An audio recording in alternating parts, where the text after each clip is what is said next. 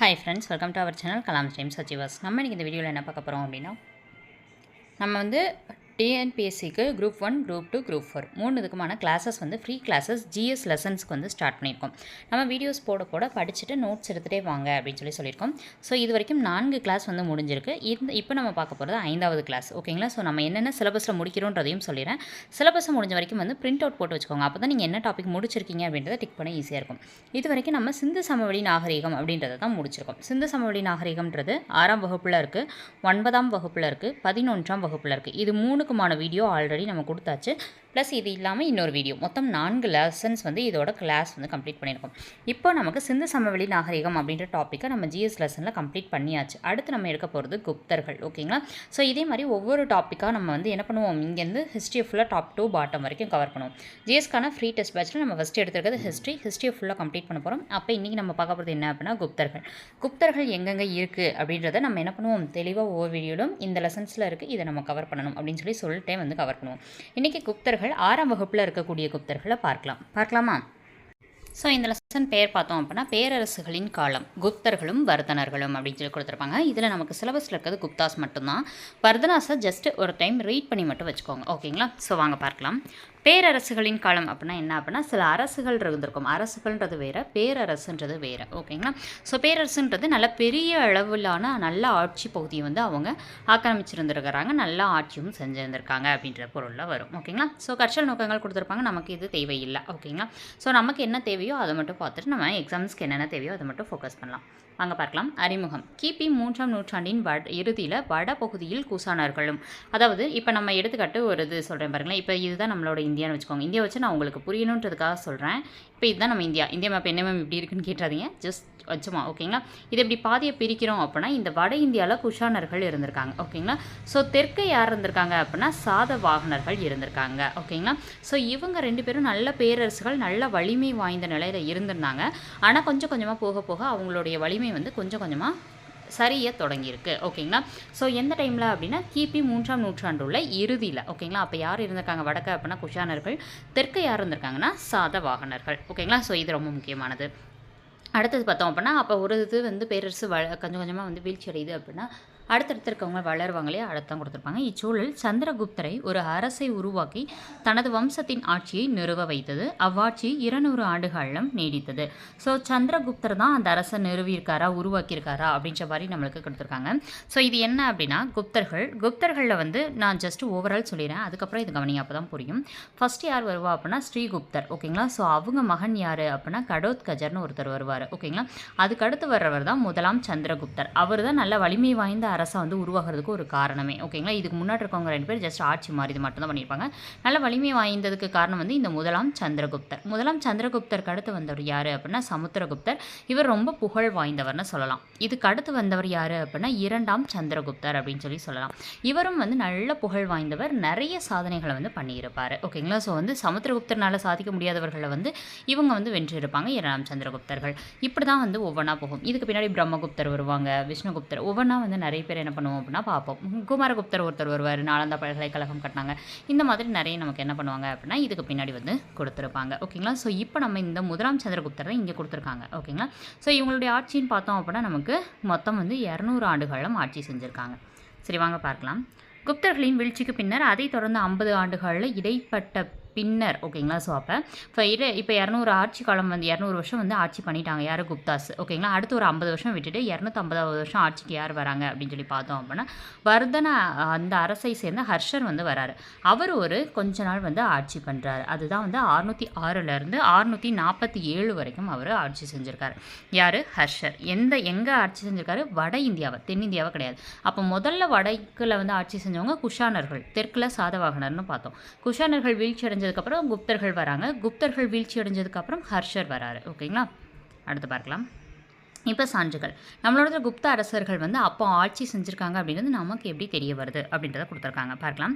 குப்த அரசர்கள் வெளியிட்ட தங்க, வெள்ளி, செப்பு நாணயங்கள். அப்போ குப்த அரசர்கள் வெளியிட்ட நாணயங்களில் பொருந்தாதது எது அப்படின்னு சொல்லி கேட்டாங்க அப்படின்னா இது மூணும் நம்ம தெரிஞ்சு வச்சுக்கிறது ரொம்ப முக்கியம். தங்க நாணயங்கள், வெள்ளி நாணயங்கள், செப்பு நாணயங்கள் 3மே வெளியிட்டிருக்காங்க.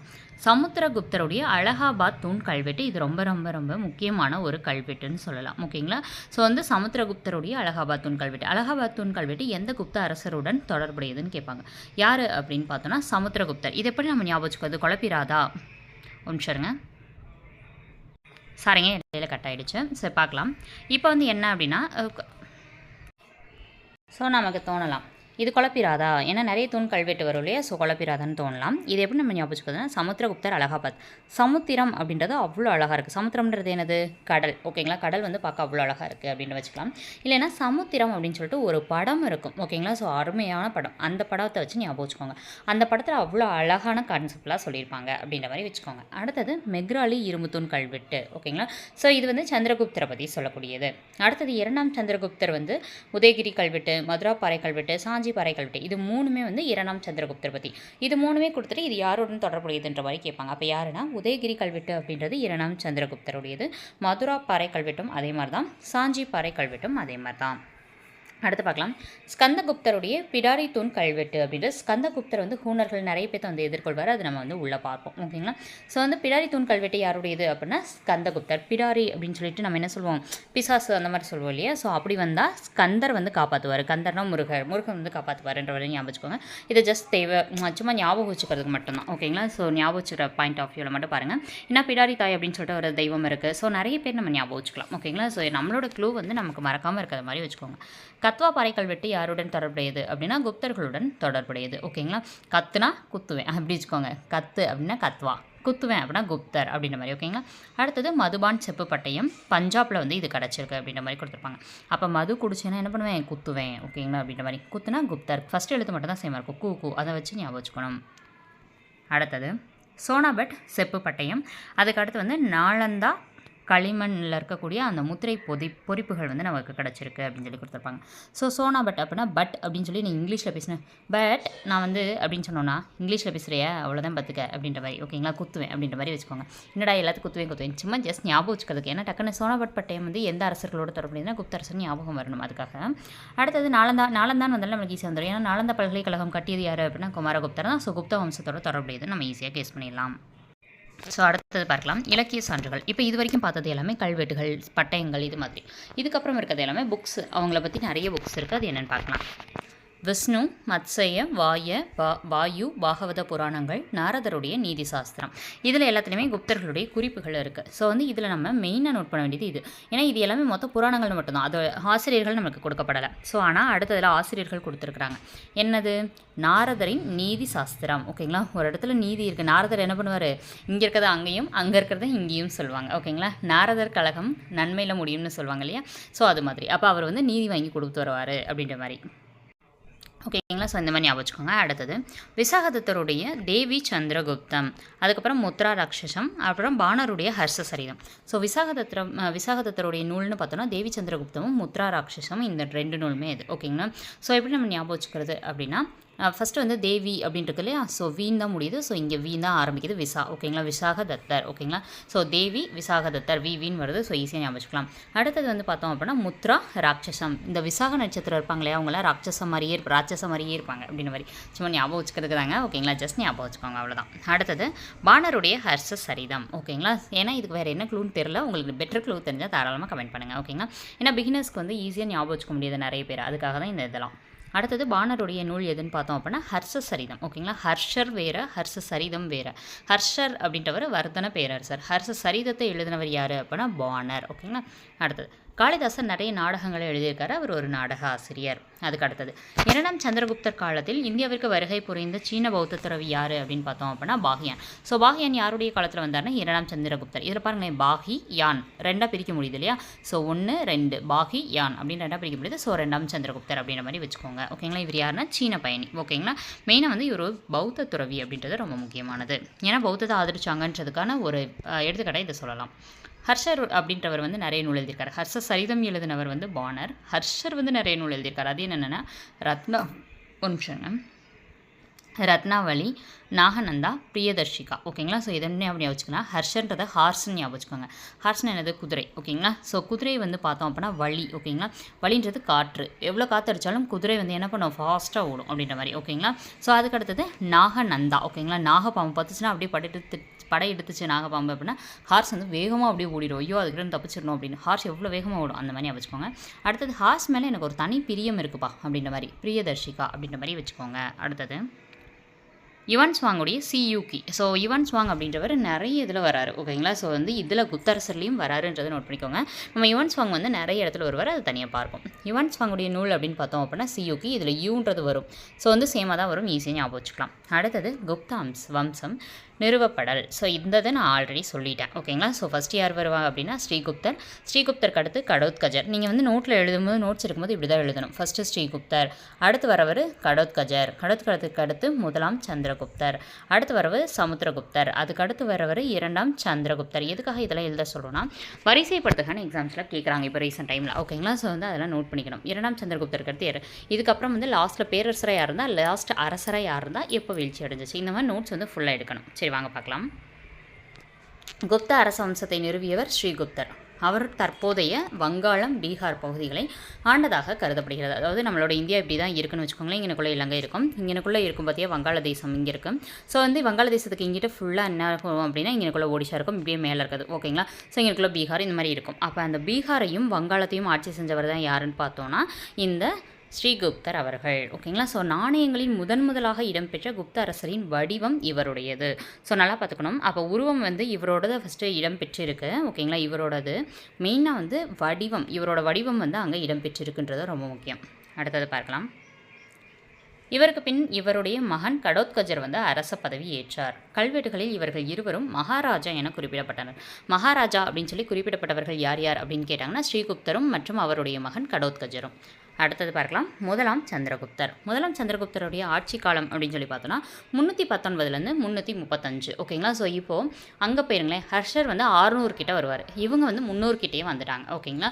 ஸோ அதான் 300லேருந்து கிட்டத்தட்ட வந்து நல்ல ஒரு 450 500 அப்படின்னு போகும்போது 550 வரைக்கும் நல்லா ஆட்சி பண்ணுவாங்க. 550 அடுத்து ஒரு 50 வருஷம் ரொம்ப வீழ்ச்சி அடைஞ்சிட்டு 600 கிட்ட ஹர்ஷர் வந்துறாரு. இதுதான் கணக்கு. ஓகேங்களா.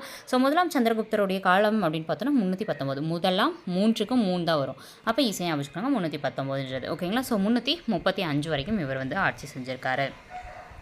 எப்படி நம்ம ஞாபகம் வச்சுக்கிறது இந்த வருஷம் வந்து, ஏன்னா இந்த வருஷம் மறந்துடக்கூடாது இல்லையா. ஸோ இதே எப்படி நம்ம ஞாபகம் வச்சுக்கிறதுனா ஃபஸ்ட்டு வந்து நம்ம என்ன பண்ணுவோம் அப்படின்னா 16 வயசு வரைக்கும் ஸ்கூலில் படிப்போம். அதுக்கு அடுத்து தான் இப்போ இவங்க ஆட்சிக்கே வரணும்னு நினச்சாலுமே 16 வயசு வரைக்கும் நல்ல ஸ்கூல்லலாம் படிச்சுட்டு அதுக்கப்புறம் தான் என்ன பண்ணணும், நல்ல வில்வித்தில் தெரிஞ்சுட்டு 17 வயசில் தான் ஆட்சிக்கு வரணும்னு ஞாபகம் வச்சுக்கோங்க. அப்போ 16 வருஷம் தான் டிஃப்ரெண்ட் இருக்கும். ஓகேங்களா. அப்போ 319 ஞாபகம் வச்சிட்டிங்கன்னா 16 வருஷம் டிஃப்ரென்ஸ் வச்சுட்டு நீங்கள் கூட்டி போட்டிங்கனாலே 335 வந்துடும். அடுத்து முதலாம் சந்திரகுப்தர் புகழ்பெற்ற வலிமை வாய்ந்த லிச்சாவி அரச குடும்பத்தை சேர்ந்த குமாரதேவியை மணந்தார். அதாவது நல்லா பாருங்கள், முதல்ல வந்து ஸ்ரீகுப்தர் ஆட்சி செஞ்சது எதுனா பீகாரும் வங்காளமும். ஓகேங்களா. 2 பகுதியும் வச்சு தான் ஆட்சி செஞ்சாங்க. அப்போ அவங்கள அரசர்கள் அப்படின்னு தான் சொல்கிறோம். ஓகேங்களா. ஸோ வந்து அவங்க கல்வெட்டுகளில் மகாராஜான்னு சொல்லிட்டு அவங்களுக்கு அவங்க வந்து என்ன பண்ணியிருக்காங்க அப்படின்னா பெயர் கொடுத்துருக்குறாங்க. ஆனால் பகுதிகள் கம்மியாக தான் அவங்க ஆட்சி செஞ்சுருந்தாங்க. ஓகேங்களா. ஸோ அப்படி ஆட்சி செஞ்சவங்க எப்போ வந்து இந்த பேரரசு இந்தியா ஃபுல்லாக ஆட்சி செய்கிற அளவுக்கு வளர்ந்தாங்க அப்படின்னா இந்த முதலாம் சந்திரகுப்தர் காலத்தில். எப்படி, ஏன்னா இவர் வளர்ந்தது லிச்சாவி அப்படின்னு சொல்லக்கூடிய ஒரு அரச குடும்பத்தை சேர்ந்த குமாரதேவியை மணந்திருக்கிறாரு. ஸோ வந்து அந்த குடும்பம் வந்து நல்ல ஒரு ஆதரவோட நல்ல இவங்களுக்கு சப்போர்ட் பண்ணவும் இந்த முதலாம் சந்திரகுப்தர் என்ன பண்ணிட்டார்னா வட இந்திய சிற்றரசர்கள் பலவற்றை வந்து வெற்றி கொண்டார். ஏன்னா சப்போர்ட்டுக்கு தான் வந்து மனைவி சைடில் வந்து சப்போர்ட் கிடைக்கிது. அப்படிங்கும்போது இவங்களுடைய படைகளும் அவங்களுடைய படைகளும் சேர்ந்து வட இந்திய சைடு நிறைய சிற்றரசுகளை இவங்க வந்து என்ன பண்ணியிருக்காங்க, வெற்றி கொண்டிருக்காங்க.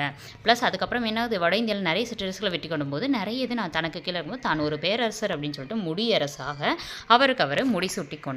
சந்திரகுப்தரால் வெளியிடப்பட்டவை என கருதப்படும் தங்க நாணயங்களில் சந்திரகுப்தர் குமாரதேவி. ஸோ இதில் நம்ம என்ன நோட் பண்ணணும் அப்படின்னா சந்திரகுப்தர் வெளியிட்ட நாணயம் எதுன்னு கேட்பாங்க. தங்கமா வெள்ளியா இந்த மாதிரி கேட்பாங்க. ஸோ தங்க நாணயத்தை அவர் வெளியிட்டிருக்காரு. எப்படி நம்ம ஞாபகம், அவர் தான் ஃபஸ்ட்டு பேரரசர். அப்படின்னா டக்குன்னு போய் செம்பு நாணயமோ வெள்ளி நாணயம் வெளியிட வர அவரோட கெத்தை காமிக்கிறதுக்கு கண்டிப்பாக என்ன பண்ணுவார், கோல்டு. நான் தான் ஃபஸ்ட்டு முடியரசர், ஸோ நான் என்ன பண்ணுவேன், கோல்டு தான் வெளியிடுவேன் அப்படின்ற மாதிரி. இப்படி ஞாபகம் வச்சோன்னா நமக்கு மறக்காது. ஓகேங்களா. ஸோ அடுத்து தங்க நாணயங்களில் சந்திரகுப்தர் குமாரதேவி ஆகிய இருவரின் உருவங்கள் இடம்பெற்றுள்ளது. லிச்சாவையா என்ற வாசகமும் பொறிக்கப்பட்டுள்ளது. அதாவது லிச்சாவி அந்த வம்சத்தை சேர்ந்தவங்களை தான் கல்யாணம் பண்ணாங்கன்னு பார்த்தோம் இல்லையா. லிச்சாவையா அப்படின்ற அந்த வார்த்தையையும் என்ன பண்ணியிருக்காங்கன்னா அந்த காயினில் பொறிச்சிருக்காங்க. ஒரு பாக்ஸ் கொடுத்துருக்காங்க. லிச்சாவி பழமையான கனசங்கங்களில் ஒன்று. அதனுடைய ஆட்சி பகுதி கங்கை நதிக்கும் நேபாள நாட்டிற்கும் இடைப்பட்டதாக இருந்தது. எது அப்படின்னு சொல்லி பார்த்தோம் அப்படின்னா இந்த லிச்சாவி அப்படின்ற ஒரு பகுதி எங்கே இருக்குது? கங்கை நதிக்கும் நேபாள நாட்டிற்கும் இடைப்பட்டதாக இருந்தது. இப்போது இதுதான் நம்ம இந்தியான்னு பார்த்தோம், இங்கனுக்குள்ளே இலங்கைன்னு பார்த்தோம். ஸோ இங்கனுக்குள்ளே வங்காளதேசம் இருக்குது, இங்கனுக்குள்ளே தான் பீகார் இருந்தது. ஸோ பீகாரும் வங்காளம் தான் அவர் ஆட்சி செஞ்சார். இப்போது இந்த லிச்சாவின்றது எங்கே இருந்தது அப்படின்னு சொல்லி பார்த்தோன்னா இங்கனுக்குள்ளே தான் இப்படி யமுனை ஆறு வரும், கங்கை ஆறு வரும். ஓகேங்களா? ஸோ இந்த கங்கை ஆறு கூட கங்கை ஆறில் தான் யமுனை ஆறு துணை ஆறாக சேரும். இதெல்லாம் மேப் பார்த்தா தான் புரியும். ஓகேங்களா? ஸோ அப்போ சேரும்போது இந்த கங்கை ஆற்று பகுதி இருக்குல்ல, இந்த பகுதி ப்ளஸ் நம்மளுடைய நாடுன்றது இப்படி போகும் இல்லையா, இப்படி வந்து இப்படி இருக்கும். ஸோ இந்த இடத்துல இங்கே வரைக்கும் இருக்கக்கூடியது இந்த நாடு தான் நேபாள நாடு. ஓகேங்களா? அப்போ இந்த நேபாள நாடுலேருந்து இந்த கங்கை வரைக்கும் இருக்கக்கூடிய பகுதி. ஓகேங்களா? ஸோ இந்த கலர் கூட சேஞ்ச் பண்ணுறேன் பாருங்களேன், நிமிஷருங்க. இது நேபாள நாடு, இங்கே இருக்கிறது கங்கை. ஓகேங்களா? இந்த பகுதியை ஆட்சி செஞ்சவங்க தான் யாருன்னா இந்த லிச்சாவி. பாருங்களேன், ஆல்ரெடி இவர் இங்கே கவர் பண்ணிட்டார். அவங்க கல்யாணம் பண்ணி இந்த யார் ஸ்ரீகுப்தர் இங்கே கனெக்ட் பண்ணிட்டார். இவர் முதலாம் சந்திரகுப்தர் இது இங்கே மேனேஜ் பண்ணிட்டாங்க. அப்போ இது ஃபுல்லாக அவங்களுடையது அப்படின்ற மாதிரி ஆகுது. ஓகேங்களா? ஸோ இது கங்கை நதிக்கும் நேபாள நாட்டிற்கும் இடைப்பட்டதாக இருந்தது அப்படின்ற மாதிரி என்ன பண்ணியிருக்காங்க அப்படின்னா கொடுத்துருக்காங்க. அடுத்தது சமுத்திரகுப்தர். இப்போ சந்திரகுப்தரை பற்றி பார்த்தாச்சா? முதலாம் சந்திரகுப்தர் ஒரு டைம் ரிவைஸ் பண்ணிடலாமா? அவரோட ஆட்சி பகுதி என்ன? 319 335. நம்ம பார்க்காம தான் சொல்ல போகிறோம். ஓகேங்களா? எவ்வளோக்கெவ்வளோ நம்ம ரிவைஸ் பண்ணுறோமோ அவ்வளோக்கெவ்வளோ நல்லது. ஸோ முதலாம் சந்திரகுப்தர் பற்றி ஃபஸ்ட் என்னது? அவருடைய காலம். ஓகேங்களா? ஸோ அவருடைய காலம் 319 335 வரைக்கும் ஆட்சி செஞ்சிருக்காரு. அவர் லிச்சாவி பெண்ணை சேர்ந்த குமாரதேவியை மணந்திருக்கிறாரு. ஸோ லிச்சாவின்றது எங்கேருந்து எங்கே வரைக்கும் இருக்கக்கூடியது? கங்கையிலேருந்து நேபாளத்து வரைக்கும் இருக்கக்கூடியது. ஓகேங்களா? ஸோ இவர் மனைவியுடைய அந்த குடும்பத்துடைய சாதரவோட எதை வெற்றி கொண்டார்? வட இந்திய சிற்றரசுகளை வெற்றி கொண்டார். அந்த சிற்றரசுகளை வெற்றி கொண்டது 3வது பாயிண்ட். அதுக்கடுத்து என்னது? இவர் என்ன பண்ணார்? தங்க நாணயத்தை வெளியிட்டார். இது ஒரு 4வது பாயிண்ட்டாக எடுத்துக்கலாம். அடுத்து 5வது பாயிண்ட்டாக என்ன எடுத்துக்கலாம்? இவர் வெளியிட்ட தங்க நாணயங்களை லிச்சாவையா அப்படின்ற வார்த்தையையும் ப்ளஸ் இவருடைய மனைவி இதையும் வெளியிட்டிருக்காரு. ஓகேங்களா? ஸோ இதுதான் டோட்டலாக இருக்கக்கூடிய பாயிண்ட்ஸ். ஓகே ஓகே கரெக்டாக. ஸோ சாரி, உருவங்கள் வெளியிட்டிருக்காரு, அது மறந்துட்டேன். ஓகேங்களா? ஸோ பார்க்கலாம். அடுத்தது சமுத்திரகுப்தர். அப்போ அவர் 335 வரைக்கும் தான் ஆட்சி செஞ்சார். அப்போ 335க்கு அடுத்து யார் வரா அப்படின்னா சமுத்திரகுப்தர் வரார். அவர் எத்தனை வருஷம் ஆட்சி பண்ணார்? 16 வருஷம் ஆட்சி பண்ணார். ஓகேங்களா? ஸோ அப்போ இவர் எவ்வளோ வருஷம் ஆட்சி பண்ணுறாரு அப்படின்னு சொல்லி பார்த்தோன்னா கிட்டத்தட்ட உங்களுக்கு 45 வருஷம். ஓகேங்களா? ஸோ 45 வருஷம் இவர் என்ன பண்ணுறாரு அப்படின்னா ஆட்சி பண்ணுறாரு. ஸோ 35க்கு அடுத்த நம்பர் 45 தான் அப்படின்ற மாதிரி ஞாபகம் வச்சுக்கோங்க, ஈஸியாக இருக்கும். முதலாம் சந்திரகுப்தருடைய மகனான சமுத்திரகுப்தர் குப்தா வம்சத்துடைய தலை சிறந்த அரசர். ஏன் அப்படின்னு சொல்லி பார்த்தோன்னா அவர் என்ன பண்ணார்? இவருடைய தந்தை முதலாம் சந்திரகுப்தர் நல்லா ஆட்சியை துவக்கி வச்சிருக்காரு. ஓகேங்களா? துவக்கி வச்சு நல்ல ஒரு பேரரசை நடத்தியிருக்காரு. ஆனால் அவர் 16 வருஷம் தான் ஆட்சி பண்ணியிருக்காரு. அதுக்கடுத்து ஆட்சிக்கு வந்த இவர் அதை நல்லா டெவலப் பண்ணி தலை சிறந்த அரசராக மாறுறாரு. சமுத்திரகுப்தரோட அவைகள புலவர் அப்படின்னு சொல்லி பார்த்தோன்னா யார் சொல்லனா? ஹரிசேனர் அப்படின்றவரை சொல்லலாம். இவர் ஹரிசேனர் இயற்றிய பிரயாகை மெய்கீர்த்தி அப்படின்றது பிரசஸ்தி அப்படின்னு சொல்லுவாங்க. அதை தான் அலகாபாத் தூண் கல்வெட்டில் இவரை பற்றி பொறிச்சிருக்காங்க. அப்போ அலகாபாத் தூண் கல்வெட்டை பொறிச்சவர் யாருன்னு கேட்டாங்கன்னா ஹரிசேனர். ஓகேங்களா? ஸோ இதை யாருடைய சம்மந்தப்பட்டது அப்படின்னா சமுத்திரகுப்தருடைய சம்மந்தப்பட்டது. சமுத்திரகுப்தரின் ஆட்சிக்கான மிக முக்கியமான சான்று அலகாபாத் தூண் கல்வெட்டு ஆகும்.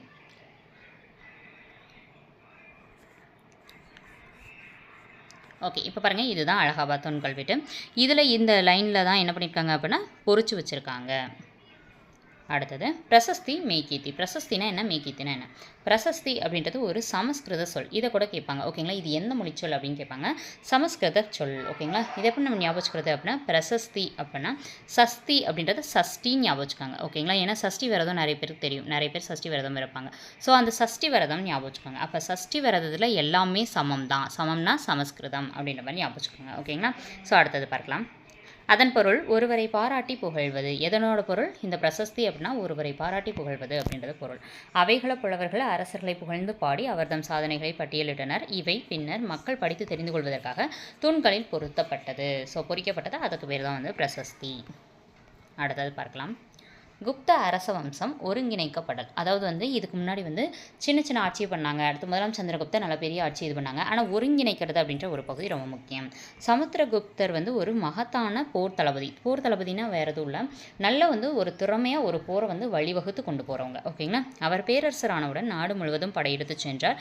தென்னிந்தியாவின் மீதும் படையெடுத்தார். இந்த பாயிண்ட் ரொம்ப முக்கியம். ஏன்னா அவர் என்ன பண்ணார்? வட இந்திய சிற்றரசர்களை மட்டும்தான் ஃபோக்கஸ் பண்ணார். யார்?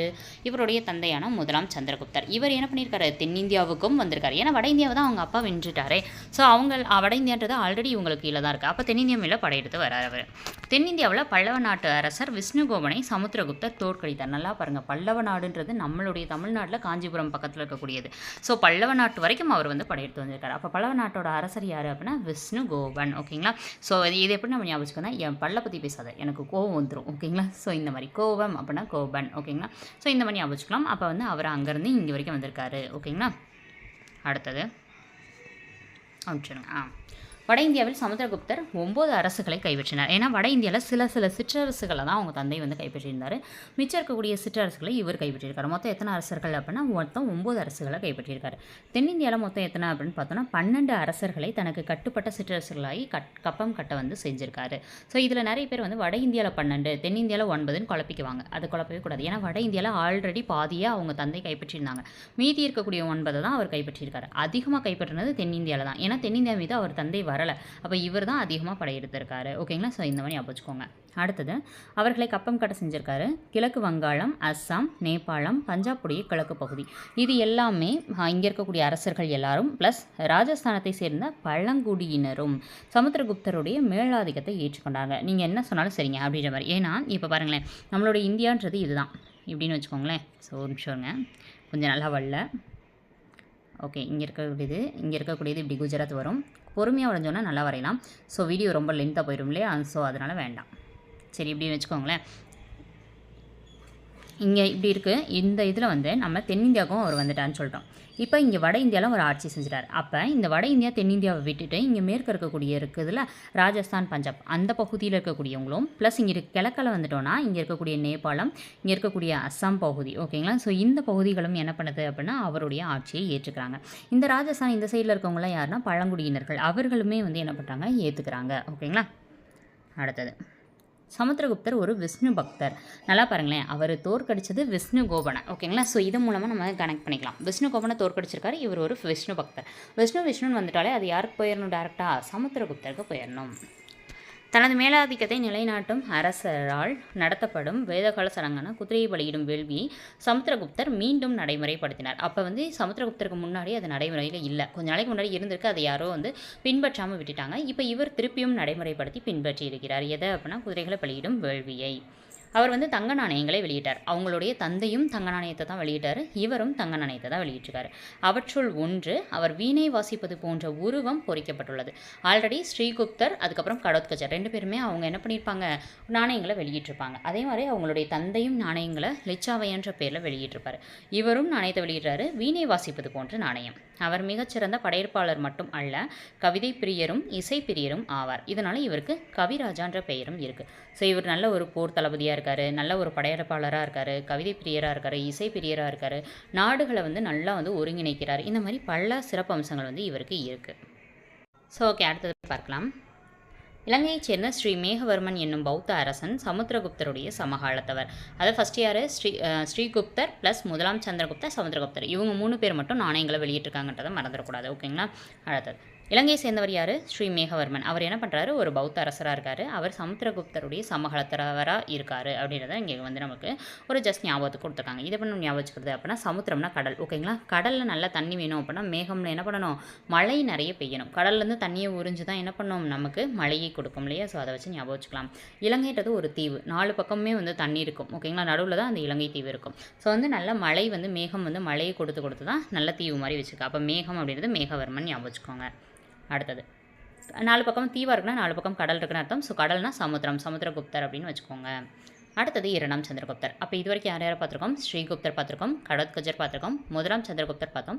2ஆம் சந்திரகுப்தர் வந்து அடுத்து சமுத்திரகுப்தரை முடிச்சு 2ஆம் சந்திரகுப்தருக்கு வந்திருக்கும். ஃபஸ்ட்டு முதலாம் சந்திரகுப்தர் அவங்களுடைய காலம் என்னது, 319 to 335. ஓகேங்களா.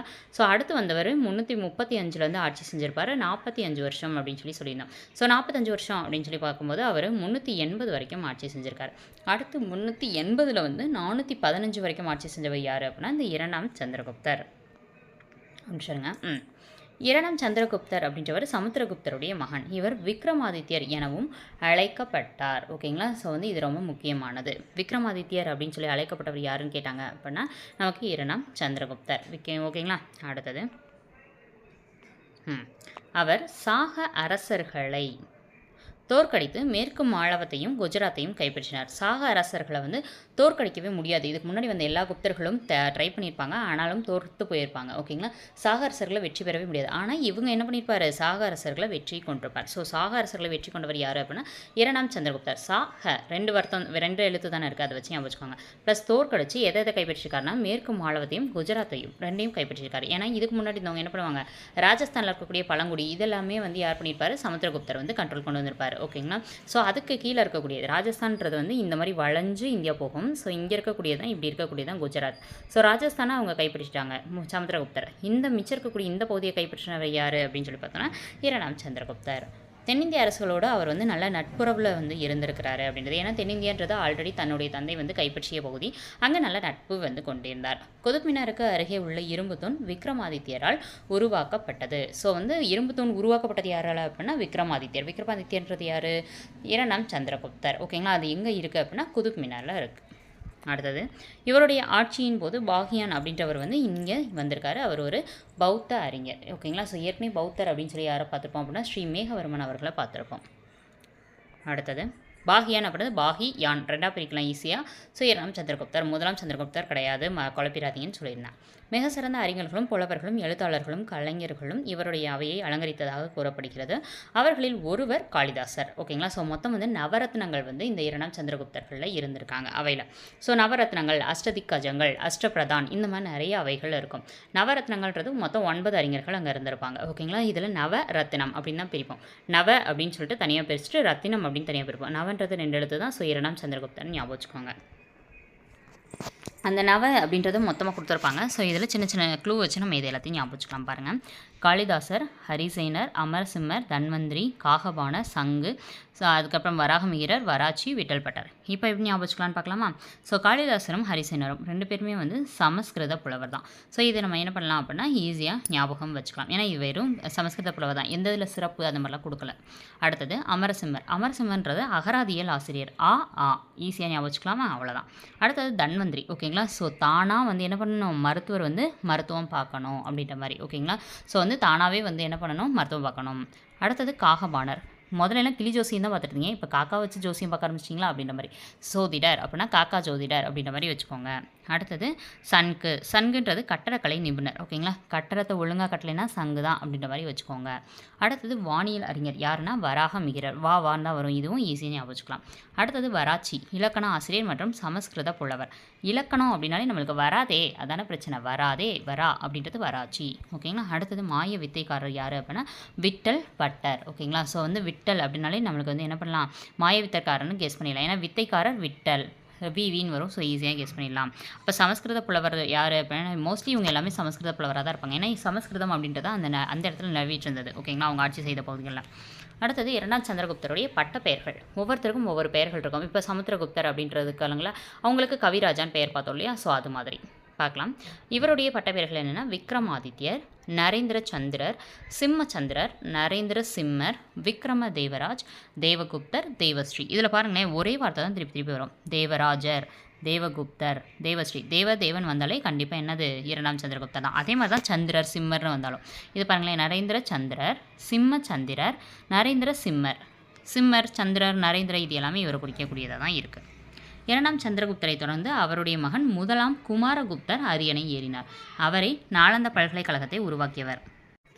அடுத்தது பார்க்கலாம். இரண்டாம் சந்திரகுப்தரை தொடர்ந்து வந்த மகன் யார் அப்படின்னா முதலாம் குமாரகுப்தர். இவர் அரியணை ஏறி இருக்கிறாரு. இவர் கட்டினதான் நாலந்தா பல்கலைக்கழகம். ஓகேங்களா, ஒரு யூனிவர்சிட்டியவே இவர் வந்து கட்டியிருக்கிறாரு. ஓகேங்களா, அடுத்தது பாகியான். பாகியானை பற்றி கொடுத்துருக்காங்க. பாகியான் யார், நமக்கு வந்து சீன பௌத்த துறவின்னு பார்த்ததும். இரண்டாம் சந்திரகுப்தர் காலத்தில் சீனாவை சேர்ந்த பௌத்த துறவியான பாகியான் இந்தியாவிற்கு வந்தார். அவருடைய பயணக் குறிப்புகள் குப்தர் காலத்து மக்களின் சமூக, பொருளாதார, மத ஒழுக்க நிலைகள் பற்றிய செய்திகளை நமக்கு வழங்குகிறது. பாகியான் கூற்றுப்படி மகதத்து மக்கள் மகிழ்ச்சியோடும் செழிப்போடும் இருந்தனர். இப்போ வந்து நம்ம ஒடிஷா இந்த மாதிரி நிறைய பேர்களை சொல்கிறோம். அப்போ வந்து மகதம்னு சொல்லுவாங்க. ஓகேங்களா, ஸோ அப்போ மகதம் வந்து நல்லா மகிழ்ச்சியாக இருந்ததுன்னு சொன்னவர் யார் அப்படின்னா பாகியான் அவர்கள் சொல்லியிருக்காங்க. கடுமையான தண்டனை இன்றி நீதி வழங்கப்பட்டது. ஓகேங்களா, ஸோ அடுத்தது மரண தண்டனை வழங்கப்படவில்லை. கயா பழுதடைந்துள்ளது. கபிலவஸ்து காடாக இருந்தது. ஆனால் பாடலிபுத்திரத்தில் மக்கள் செல்வத்தோடும் செழிப்போடும் வாழ்ந்தனர். மொத்தம் 4 பிளேஸ் பற்றி சொல்லியிருக்காரு. மகதமில் மக்கள் எல்லாமே ஹாப்பியாக இருந்திருக்காங்க. பாடலிபுத்திரத்தில் மக்கள் எல்லாமே செல்வ செழிப்போடு நல்லா வாழ்ந்துருக்காங்க. ஆனால் 2 பிளேஸ் வந்து கொஞ்சம் டேமேஜாக இருந்திருக்கு. என்னென்ன பிளேஸ்? கயா, கபிலவஸ்து. இது ரெண்டுமே 2 இடங்கள். கயான்றது பாலடைஞ்சு கொஞ்சம் வந்து மக்கள் வந்து அந்த மாதிரி இல்லாமல் பாலடைஞ்சு இருந்திருக்கு. கபிலவஸ்து காடாக இருந்தது. நல்ல செழிப்பாக இல்லாமல் நாடு வந்து கொஞ்சம் காடாக இருந்த மாதிரி இருந்துச்சு. கபிலவஸ்துன்ற பிளேஸ் வந்து இவர் சொல்லியிருக்காரு. அடுத்தது குமாரகுப்தரை தொடர்ந்து அரச பதவியேற்றவர் யாருன்னா ஸ்கந்தகுப்தர். நல்லா பார்த்தலாமா? ஃபர்ஸ்ட் யார் வருவா? ஸ்ரீகுப்தர். ஓகேங்களா. அடுத்து யார் வருவா? கடோத்கஜர். அடுத்து யார் வருவா? முதலாம் சந்திரகுப்தர். அடுத்து யார் வருவா? சமுத்திரகுப்தர். அடுத்தது 2ஆம் சந்திரகுப்தர். 2ஆம் சந்திரகுப்தருக்கு அடுத்து தான் குமாரகுப்தர். குமாரகுப்தருக்கு அடுத்து யார் வரா? ஸ்கந்தகுப்தர். ஓகே, பார்க்கலாமா? ஸ்கந்தகுப்தர் ஹூணர்களுடைய படையெடுப்பை சந்திக்க நேர்ந்தது. ஸோ வந்து இந்த ஹூணர்கள் அப்படின்றவங்க ரொம்ப ஒரு ஆபத்தானவங்க அப்படின்னே சொல்லலாம். ஓகேங்களா. ஏன்னா இவர்களுடைய படையெடுப்பு அப்படின்றது பேரரசுகளை வீழ்ச்சி அடைய வச்சிருது. ஸோ ஸ்கந்தகுப்தர் தலைமையில் தான் ஹூணர்கள் வந்து படையெடுத்துட்டு வந்திருக்கிறாங்க. ஓகேங்களா. ஸோ அடுத்தது பார்க்கலாம். அவர்கள் தோற்கடித்து விரட்டி அடித்தார். யார்? ஸ்கந்தகுப்தர். ஃபஸ்ட் டைம் வந்தோடனே ஸ்கந்தகுப்தர் தான் ஜெயிச்சிருக்கார். ஆனால் திருப்பி 12 வருஷம் கழித்து அவங்க வந்திருக்காங்க. அந்த டைமில் இவரை வந்து என்ன பண்ண முடியல? ஹூணர்களை கண்ட்ரோல் பண்ண முடியல. ஹூணர்கள் திருப்பி வென்றெடுத்தாங்க. ஓகேங்களா. அப்போ ஹூணர்கள் அந்த டைமில் வெற்றி பெற்றாங்க. இப்போ ஸ்கந்தகுப்தர் வந்து ஹூணர்களை முதலை வந்து வென்றுட்டார். அடுத்து 12 வருஷம் கழித்து திருப்பி அவங்க வரும்போது இவரால் எதுவும் பண்ண முடியல. மிகச்சிறந்த குப்தா பேரரசுகளை கடைசி பேரரசர் யார் சொல்லலாம் அப்படின்னா பாலாதித்யரை சொல்லலாம். இவர் அரியணையில் ஏறும்போது முதலாம் நரசிம்மகுப்தர் அப்படின்ற பெயரில் வந்து ஏறியிருக்கிறார். ஓகேங்களா. நரசிம்ம இந்த வார்த்தை வந்து நமக்கு 2ஆம் வந்ததுலேயும் வந்து பயன்படுத்திடுவோம். 2ஆம் சந்திரகுப்தருடைய பட்டப்பெயர் இருக்கும் பார்த்தீங்களா? சொல்லுங்க. இதில் வந்து நரேந்திரன் யூஸ் பண்ணியிருப்பாங்க. மாற்றி சொல்கிறேன். ஓகேங்களா. நரேந்திரன். இவருக்கு வந்து நரசிம்மகுப்தரா. ஓகே, பார்த்துக்கலாம். அடுத்தது பாலாதித்யர் வந்து நரசிம்மகுப்தர் அப்படின்ற பெயரில் வந்து அரியணை ஏறியிருக்கிறார். இவர் கடைசி பேரரசர். கடைசி அரசர் யாருன்னு கேட்பாங்க, கடைசி பேரரசர் யாருன்னு கேட்பாங்க. அப்போ கடைசி பேரரசர்னா பாலாதித்யர். அவர் என்ன பெயரில் வந்தார் அப்படின்னா முதலாம் நரசிம்மகுப்தன்ற பெயரில் வந்திருக்காரு. இவர் ஒரு பௌத்த மதத்தால் ஈர்க்கப்பட்டவர். ஏன்னா மோஸ்ட்லி வந்து இவங்க எல்லாமே பௌத்தத்துக்கு ஆதரவு கொடுத்துருந்துருக்காங்க. ஸோ பௌத்த மதத்தில் ஈடுபாடோடு இவர் இருந்திருக்கார். ஆனால் என்ன பிரச்சனை அப்படின்னா மிகிரகுலர் அப்படின்ற ஒருத்தருக்கு இவர் கப்பம் கட்டிட்டு வந்திருக்காரு. ஓகேங்களா. அப்படி கப்பம் கட்டிட்டு வந்தபோது மிகிரகுலர் வந்து பௌத்தத்தை ஆதரிக்கலை. ஓகேங்களா. ஸோ அந்த ஆதரிக்கலைன்ற கோபத்தில் இவர் நான் கப்பம் கட்ட முடியாது, எனக்கு பிடிச்ச பௌத்தத்தை நீங்கள் ஃபாலோ பண்ணல, அப்படிங்கும்போது நான் எதுக்கு உங்களுக்கு கப்பம் கட்டணும்னு சொல்லிட்டு மிகிரகுலருக்கு கப்பம் கட்டுவதை என்ன பண்ணுறாரு இவர் ஸ்டார்ட் பண்ணிட்டார். அப்போ மிகிரகுலரை கைது செஞ்சு என்ன பண்ணுறாரு, சிறையில் அடைச்சு என்ன பண்ணார் இவர் வெற்றி பெற்றுட்டார். ஆனால் இவங்க வந்து என்ன பண்ணுறாங்க, இந்த மிகிரகுலர் அங்கே சிறையிலேருந்து விடுதலை செஞ்சதுக்கப்புறம் அதை வஞ்சகமாக வச்சுட்டு பாலாதித்யரை அங்கே மகதத்திலேருந்தே வெளியேற்றிடுறாங்க. ஒரு அரசர் அப்படின்ற பதவியிலேருந்து அவங்கள வெளியேற்றிடுறாங்க. பாலாதித்யத்துக்கு அப்புறம் குப்த பேரரசுன்றது அப்படியே தேய்ந்து காணாமல் போனது. ஓகேங்களா. ஸோ அடுத்து கடைசி அரசராக இருந்தவர் யாருன்னு கேட்டாங்க அப்படின்னா விஷ்ணுகுப்தர். அப்போ இது வரைக்கும் யார் யார் பார்த்துருக்கோம் அப்படின்னா இந்த விஷ்ணுகுப்தரோட ஆட்சியும் முடிஞ்சது. ஃபர்ஸ்ட் யார்? ஸ்ரீகுப்தர். அடுத்து யார்? கடோத்கஜர். முதலாம் சந்திரகுப்தர், சமுத்திரகுப்தர், 2ஆம் சந்திரகுப்தர். அடுத்து வந்தவர் யார் அப்படின்னு சொல்லி பார்த்தோன்னா குமாரகுப்தர் நாலந்தா பல்கலைக்கழகத்தை கட்டினார். அதுக்கடுத்து ஸ்கந்தகுப்தர் வராரு. ஸ்கந்தகுப்தருக்கு அடுத்து வந்து கொஞ்சம் கொஞ்சம் இருந்துட்டு அதுக்கடுத்து வரவங்க தான் யார் அப்படின்னு பார்த்தோன்னா நம்மளுடைய பாலாதித்யர் முதலாம் சந்திரகுப்தர்னு சொல்லப்படுறாரு. இவர் அதுக்கடுத்து வந்தவர் தான் விஷ்ணுகுப்தர். ஓகேங்களா. இதோட ஆட்சி முடிவுக்கு வருது, குப்தர்களுடைய ஆட்சி. இப்போ நம்ம பார்க்க போகிறது குப்தர்கள் வந்து எப்படி ஆட்சி செஞ்சாங்க, எந்த மாதிரி அவங்களுடைய ஆட்சி அமைப்பு இருந்தது அப்படின்றது. ஸோ அடுத்தது பார்த்தோம் அப்படின்னா குப்தர்களின் ஆட்சி அமைப்பு அப்படின்னு சொல்லிட்டு ஹெட்டிங் கொடுத்துருக்காங்க. இப்போ இது வரைக்கும் நம்ம என்ன பண்ணிட்டோம் அப்படின்னா குப்தர்கள் யார் யார் வந்தாங்க, அவங்களுடைய சாதனைகள் என்னன்னு சொல்லிட்டு தெளிவாக பார்த்துரும்.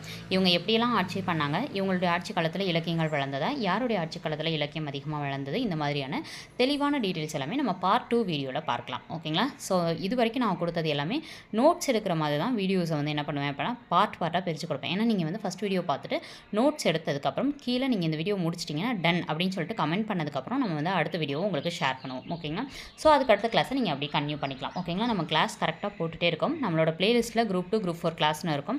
அதை கிளிக் பண்ணி நீங்கள் தாராளமாக ஒவ்வொரு நோட்ஸ் எடுத்துக்கலாம். ஓகேங்களா. ஸோ இந்த வீடியோ பிடிச்சிருந்துச்சு அப்படின்னா மறக்காமல் கமெண்ட் பாக்ஸில் இந்த வீடியோ எப்படி இருந்தது அப்படின்றத கமெண்ட் பண்ணுங்கள். இன்னொன்று இந்த வீடியோ கம்ப்ளீட் பண்ணிட்டீங்கன்னா டன் அப்படின்னு சொல்லி டன்னு சொல்லுங்கள். ஓகேங்களா.